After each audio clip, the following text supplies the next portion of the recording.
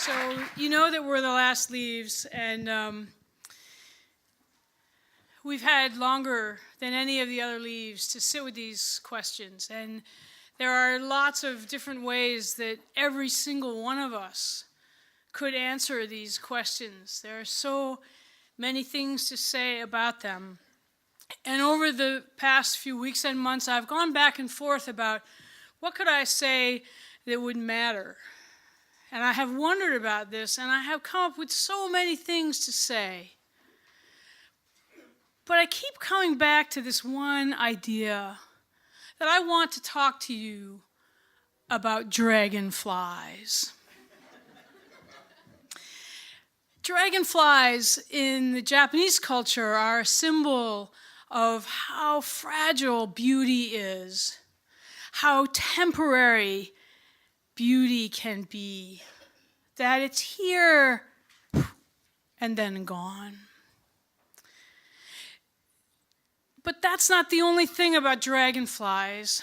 There's probably some things about dragonflies that I can tell you that you don't already know, like this. Did you know that dragonflies do not start out as dragonflies? They start out as nymphs. Nymphs. They live in the water. They spend the first year of their life, sometimes more, underwater. They are down there in a pond, in a pool, in the quiet eddy of a stream. They are small, they are brown, they have humpy, rumpy backs, they have little stick legs. They are not, I hate to say this about nymphs, but they're a little ugly. And the job of a nymph is to stay alive under that water. That's its whole job. It doesn't even know why.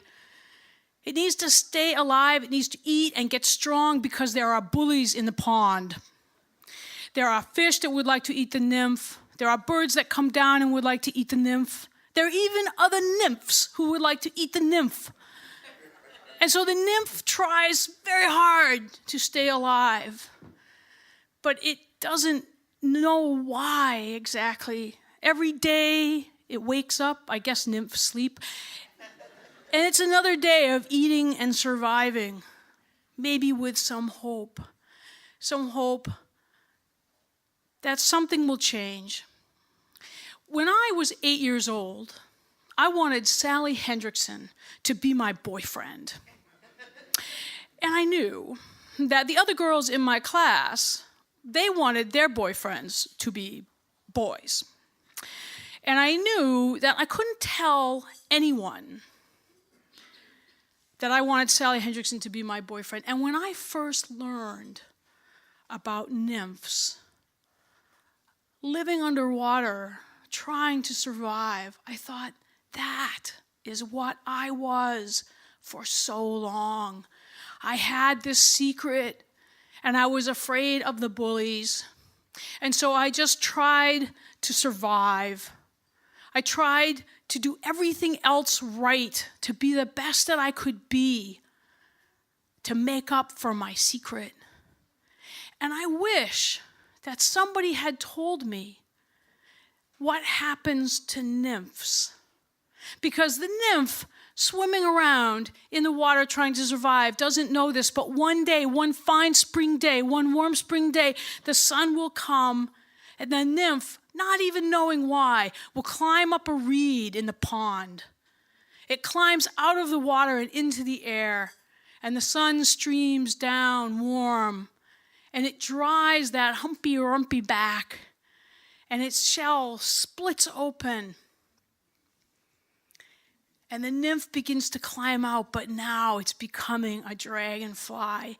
First its head, then its heart, then its body, its legs, its wings. It comes out and it clings to that reed, to that blade of grass, that branch, that leaf. It clings there, and the sun beats down, and it warms that little baby dragonfly. And its wings are wet and close to its body, but the sun beats down and the wings dry. And the dragonfly is pumping fluid, working very hard, clinging to the branch, pumping fluid through its body. And its body gets stronger, and its legs get stronger, and its wings begin to dry, and soon they are flat, and then they can flap, and then they can fly. And I wish somebody had told me that that's what happens to nymphs. They become dragonflies and they fly. But here's another thing that you need to know about dragonflies. When that baby dragonfly climbs out onto that reed, it doesn't have its colors yet. It doesn't look the way we think about dragonflies. It doesn't dazzle anybody. Its body is black and its wings are clear. They're not iridescent. How does it get its colors? It has to fly far. It has to work hard. It flies away from the pond where it grew up. It can come back, but when it does, it's transformed. And all that flying gives it its colors: rich indigo, luscious greens, vibrant reds, its wings iridescent like rainbows.